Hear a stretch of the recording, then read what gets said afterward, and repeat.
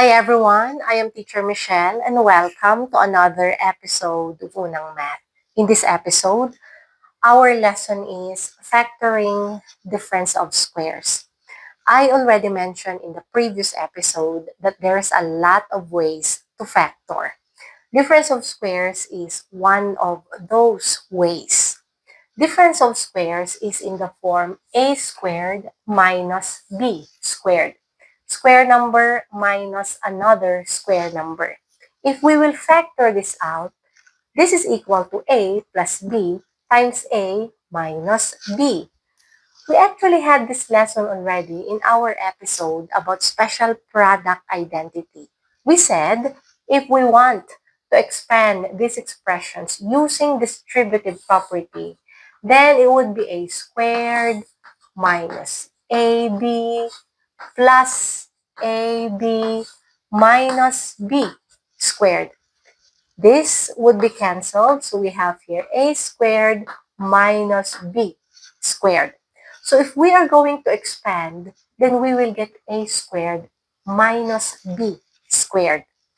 Therefore, a squared minus b squared is equal to a plus b times a minus b.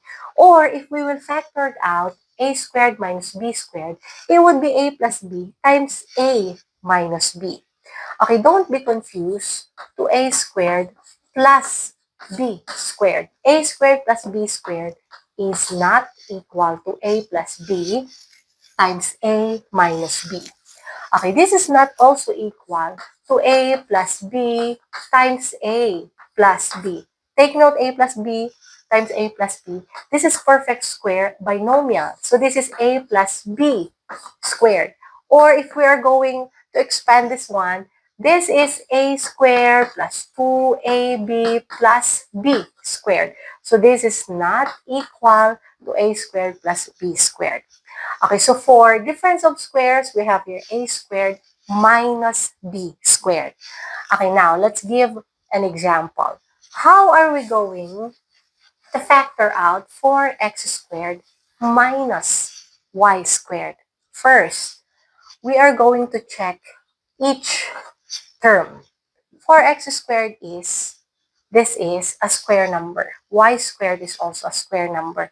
And these are connected with this minus or subtraction sign. So it means this is difference of squares. So if we're going to factor out, then it would be in this form.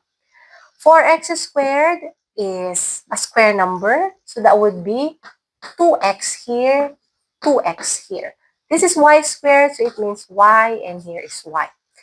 Plus, and here is minus, or here is minus, here is plus. So we have here 2x plus or minus y times 2x minus or plus y.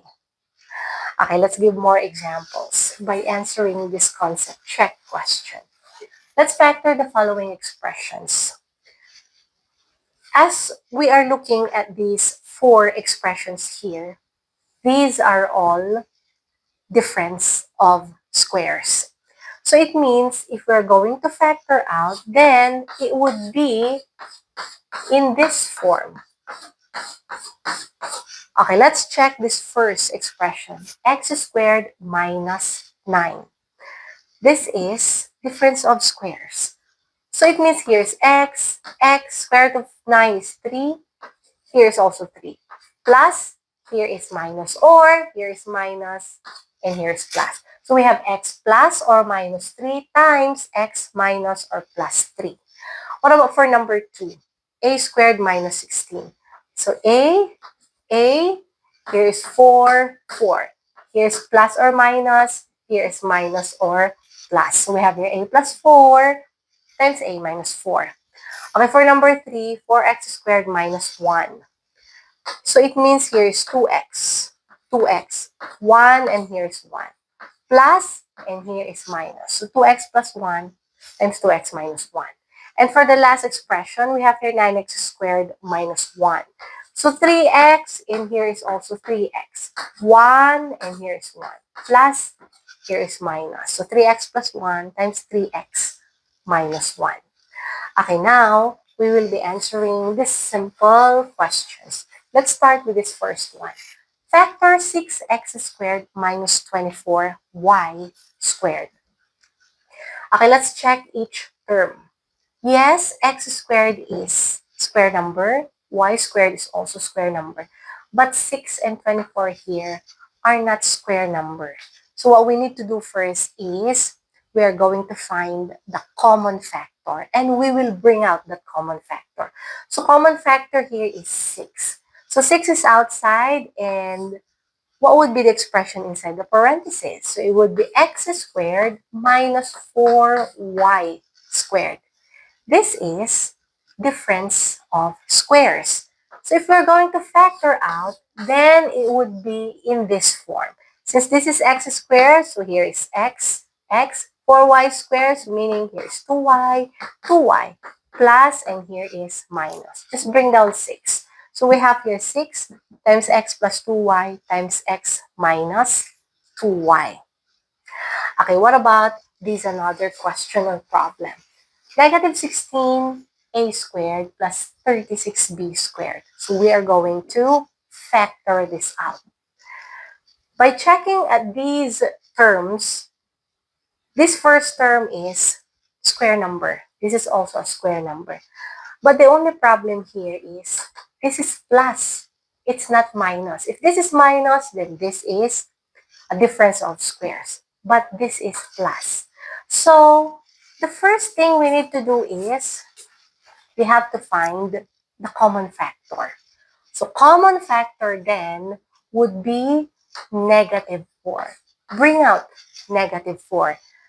And the expression that we will be writing inside the parentheses would be 4a squared.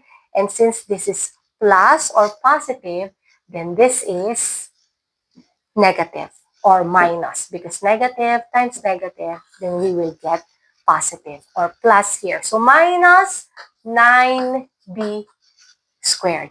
So 4a squared minus 9b squared, this is difference of squares.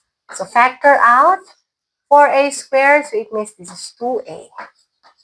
9b squared, so 3b, here's also 3b.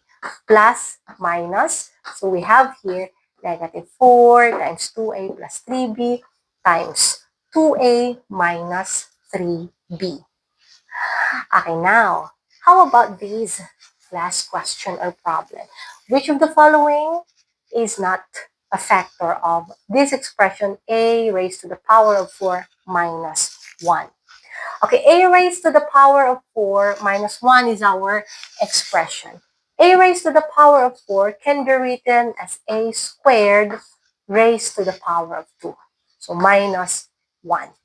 So we can write this one, or this is equal to a squared plus 1 a squared minus 1, because this is difference of squares. So now we can factor this out.